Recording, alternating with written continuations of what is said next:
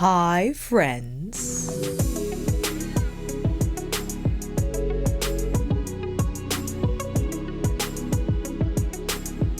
Today we're covering the newly released ESUM Artistry eyeshadow palettes. The ESUM team was kind to send these to me. And if you haven't encountered this brand before, it was originally a part of Muse Beauty Pro's site, and ESUM is Muse backwards. So ESUM was the in-house brand for Muse Beauty Pro, and I believe now they have their own website where you could only find ESUM on musebeautypro.com, but now they have their own site where you could shop these palettes, as well as the face, I believe, is a contour and blush palette and a lip palette. This is an exciting release because I do love ESUM products. I had the pleasure of collaborating with them in creating a custom brush set, and now they have their new eyeshadow palettes, which I think the engineering and design is really cool because they designed these palettes with makeup artists in mind. And Alphonse, who is not only a makeup artist but the creative director and co-founder of ESUM, I saw for the first time on Stephanie Nicole's video, where she actually went, I think it was either VIseart or ESUM headquarters, but held an interview with both Anastasia and Alphonse when they released their Grand Pro series, their Grand Pro palette. Remember this guy?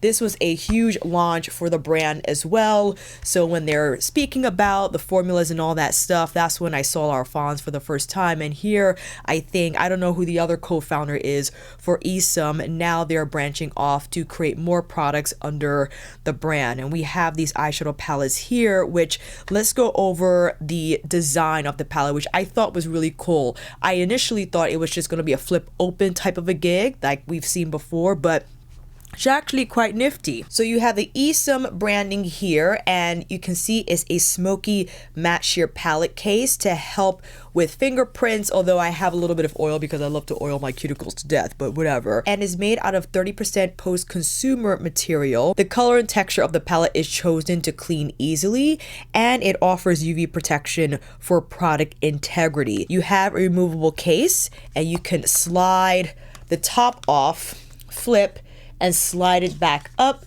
It locks in place. So not only does that make it easier to handle, especially if you're on set, you could hold it in your hand, you could lay it down flat. Yes, it doesn't have a mirror, but again, this is designed with makeup artists in mind, where usually you would apply your client's makeup in front of a bigger mirror with lights. You could also slide out the base. So this is the cover that you could slide out. You could also slide out the base. And this is cool because now you reveal the actual base of the palette, and look at these huge magnetic holes, right? So you have the frame here where you could probably hold on its own without the sliding base, but the holes are a lot bigger where you could actually pop these out. They're magnetic. Yeah, you could pop these out with your finger, as opposed to the originally designed VIseart palettes, where I think pretty accessible too. But the magnetic frame had the grooves. In this case, you would have to use a spatula to push those out, which is fine.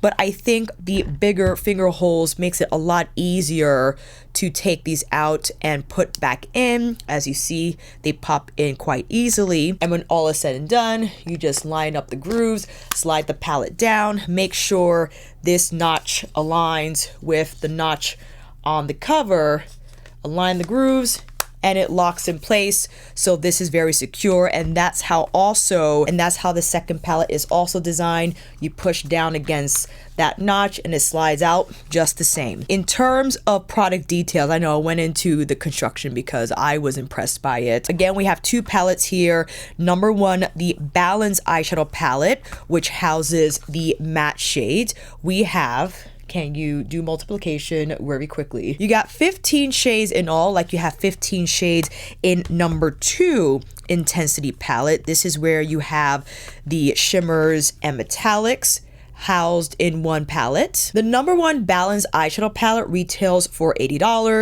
Blendable finish, universally flattering shades, long lasting color, luxe to the touch for ample play time. These mattes will make you a believer in the basics. The Balance Palette #1 does it all, from sculpting and shading to shadowing and everything in between. This palette is a needs-based design ranging from warm desert browns to rich plum purples.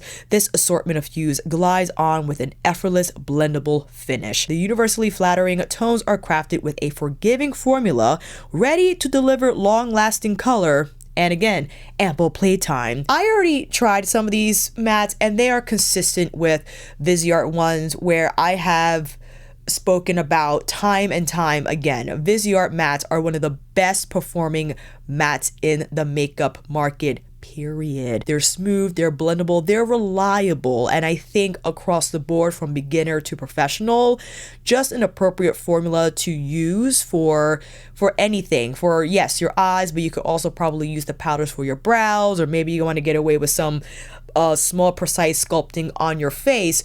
But you can see how the shades are arranged. You have each column representing like a different hue, right? So you have more neutral here, warm, a little in between. Then you have the white, gray, black for like those intensity changes, and you have the plums here. If you're wondering, I do have the Petit Matte Neutral from VIseart on standby if you wanted to take a look at how those compare.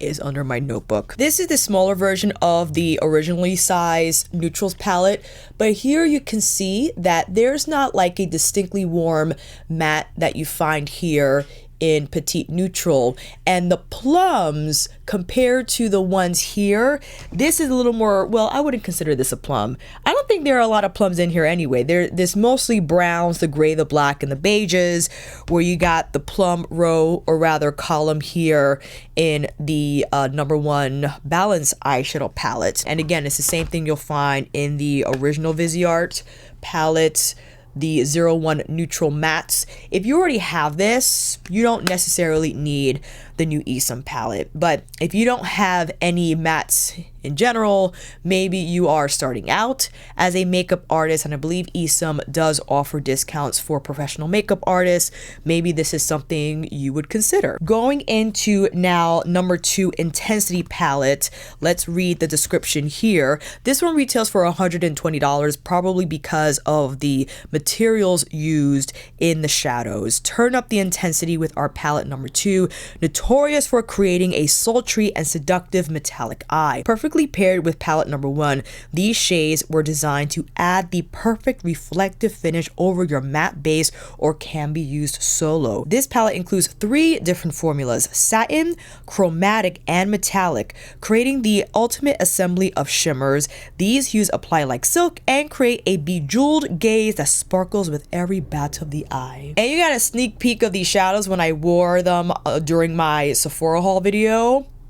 I really liked it. You got 15 shades here. I couldn't tell which ones were the chromatic versus the metallic, so perhaps if I find that out in researching a bit more, I'll make sure to make note of that in a pinned comment below. And both these palettes are made in Idole. Let's do some quick swatches here. Going down the first column, you got the creamy beige, the more taupey, and the darker brown. Going into the, I would categorize this more on the warmer side. So you got a warmer beige, warmer medium shade, and the warmer brown shade. So this is going to give a little more intensity, but that's why you have the black shade in here to create a little more smoke if you need. Now these are like the softer browns here. So you have more of like that cafe leaning beige, ooh, darker neutral, and the more bark brown, the white, the gray, and the black. White matte, got the gray, and got the black shade. If you're not impressed by how these swatch, that's something we've all encountered with VIseart mattes. They're not impressive on the swatch, but all that matters is how these perform on the eyes. And the minute you dip these in and onto the lid, the effortless nature of the blend is apparent in terms of you don't need to do much. They just kind of blend themselves. Now for the plum column, I'm happy they have plums in here. It's just a nice escape from the brown tone. So that's more of like your mauve leaning beige, your plum medium shade, and the darker eggplant. So these are all the mattes from palette number 1. Now we're going into palette number 2, and you can see these shades are arranged in a similar fashion where each column represents a dominant undertone or theme, right? So you have more like the neutral, more of the copper, more golden bronze. Here it's like, you know, the white, the gray, and the black, like more like that silver midnight shade, and the plums here on this side. This shade is gorgeous. I love to use that on the brow arch or just on the lid. So this is more of a satin finish. This, I think, maybe the metallic, and this, the chromatic, very smooth. Beautifully smooth on the lids. I had, again, tried some of these a few days prior. I love how they go on the lids. They're just super shiny, buttery soft, and I love the different intensities available to you. Now we got the more like rose gold, the copper, and I guess you would consider this maybe maroon. That first satin, metallic, maybe chromatic. I'm making that up. And because of the texture, you can just apply these on the lid solo without a matte, but I love using a matte just to refine the edges. So across the whole row here, you can see this is more of a satin finish, so a lot softer. The gold is beautiful, and this bronze color is just gorgeous. So here we have that softer champagne shade, the beautiful gold shade, and that bronze. Ooh. Now going into the white, the silver. This is more like, I guess, like a gunmetal type of a gig. So you have like this softer pearl satin, the silver, and the gunmetal, which has a little bit of midnight to it, yes. So really nice in case you didn't want it to appear as black, but cars coming through, excuse me. But I could only imagine if you wanted more of a black base, then you will apply the black matte from palette number 1 or whatever black matte you have, slap that on top, and that will definitely give it more of like that richer shadowy look to the eyes. And last column here, we have the plums. Yes, ooh, that is lovely. So we have the lavender tone satin, the plum tone metallic, and the eggplant. Maybe that's a chromatic shade. So this is significantly cooler, but these just would look gorgeous together. So as you see, these shades correspond to what's found in palette number 1. And although expensive for a beginner, 100%, I think it's useful because the palette kind of holds your hand in terms of where to go and how to combine these shadows. You can clearly see that you match up the plums, the plums with the plums, the grays with the grays, the neutrals with the neutrals, and all that sort of stuff. Or you could go however you like, and because these are magnetic, you could rearrange them where you could have the metallics in with the mattes. But I know from a professional standpoint, if the model has to have a matte look, it might not be great if you have your metallics mixed in, because any type of pearl in the matte, the lights and camera could pick that up and it could mess up the entire look. So that's why all these textures are separate. But if you're not a makeup professional and you're an enthusiast like myself and you want the metallics and mattes to be mixed together, you could arrange them as such and do what you like. With product details and swatches out the way, I think it's time for you to come in a little closer. That's enough. ESUM does have brushes for sure. I rather use my natural hair brushes because personally I feel more comfortable using a natural eyeshadow brush. I just feel like my application is a lot better. So with that said, let's kick off the look by hopping into the middle column. This color already packs a punch. So what we can do is first go in with the more cafe leaning beige and lightly toss that into the crease. For eye prep, I did apply the Lancome concealer because I'll be removing the shadow. I rather have a concealer on the lids versus something drier because my lids will become dry from the biodermaing. That has a really nice color to the crease, really great setup for the middle shade. And let's see here. Let me grab a smaller brush. I'm going to take my Sonia G Traditions brush, lightly tapping into the dark brown shade, and first starting at the outer lid and then lightly tossing it through the crease, combining it with that cafe beigey matte. And you can slowly build here to what gradient you wish to achieve. And I think this is a great color for my skin tone in terms of stopping here for smokiness. As you can see, it has a really nice depth to it, but it's not too intense for the day. And if I wanted to just carry the color further down, I could pick this up with a smaller brush, the dark brown shade, and just pull it down a quarter of the way in. Yeah, and have my first brush on standby to just lightly whip the edges here to make that appear smoother. And we can hop over to another column if we wanted. Lighter beige matte here on the lid and just keep the eye all matte. If we wanted to add a little more intensity, I think we can use that same pencil brush, but instead picking up the dark brown shade, more like a bark kind of a moment, and then toss that on the lash line. And you could keep it fairly low and see how that adds really nice smoke without you actually having to place shadow on the entirety of the outer lid. Yeah, you could keep that fairly light and just keep that dark brown shade as the prominent smoke color. And I think that's beautiful, right? This is great for shoots. I would probably do this for my stretch it videos. If I didn't want any shimmer on the lid, I could just keep it all matte. But we gotta go in with one of these. They're so pretty. So I'm picking up now a stiffer brush and we want to get the wiggle on. Yeah, so let's see I think it was this one. This is such a pretty color to be placed on the lid, and I'm tossing that here on, and it is cooler, right? So this doesn't necessarily correspond to the color column that I placed on the whatchamacallit, the #1 palette.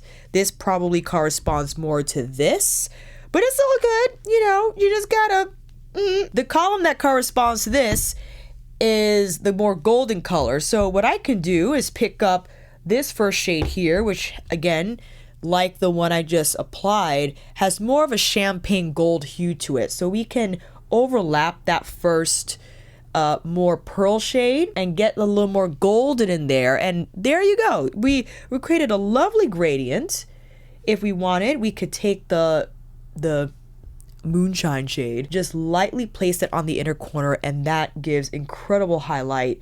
And you can see how beautifully these move on the skin and how well they overlap with the mattes. It doesn't look heavy on the lids, really nice shine. So keep in mind, this is the more subdued finish, the ones that you find here. And this, I think these are the metallics, will have a little more shine to them. And if you wanted to create more, you could pick up either the gold shade or the bronze.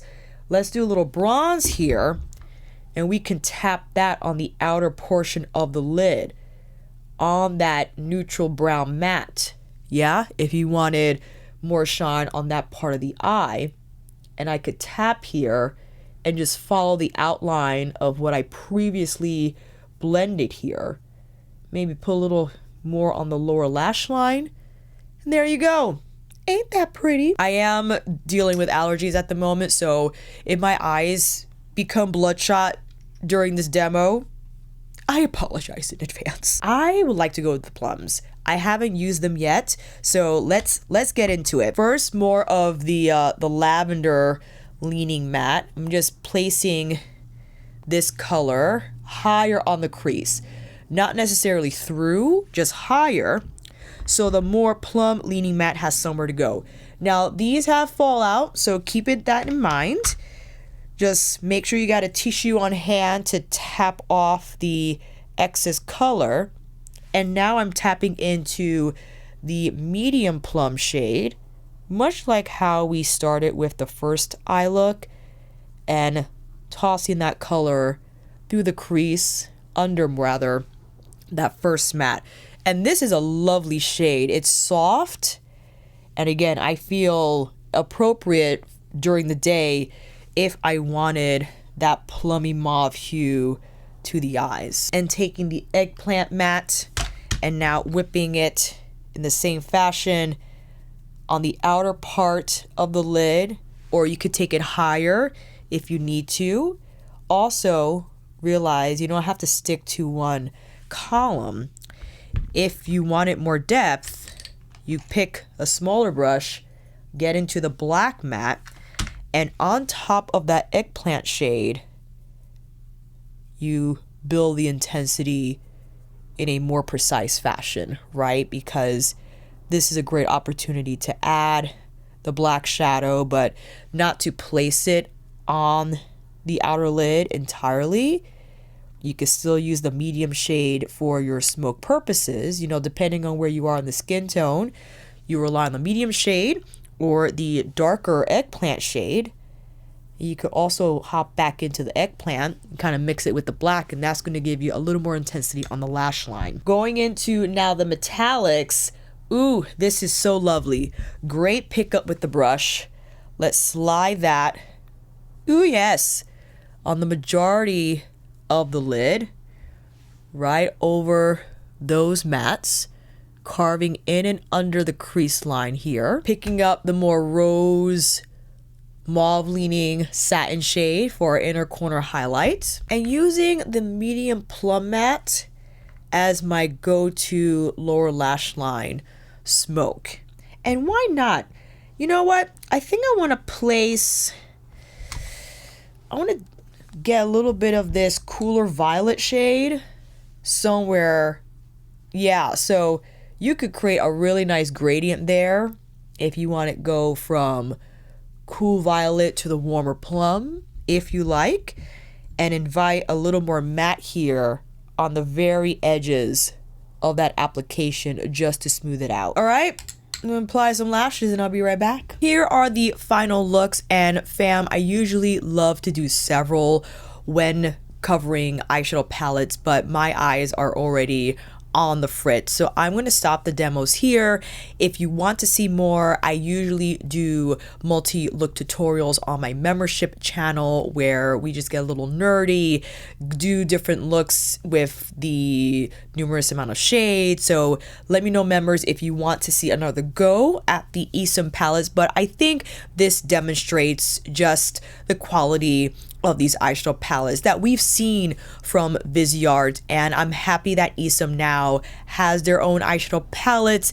I do love the design. I think it definitely, the engineering has makeup artists in mind in terms of ease of use, keeping your space organized.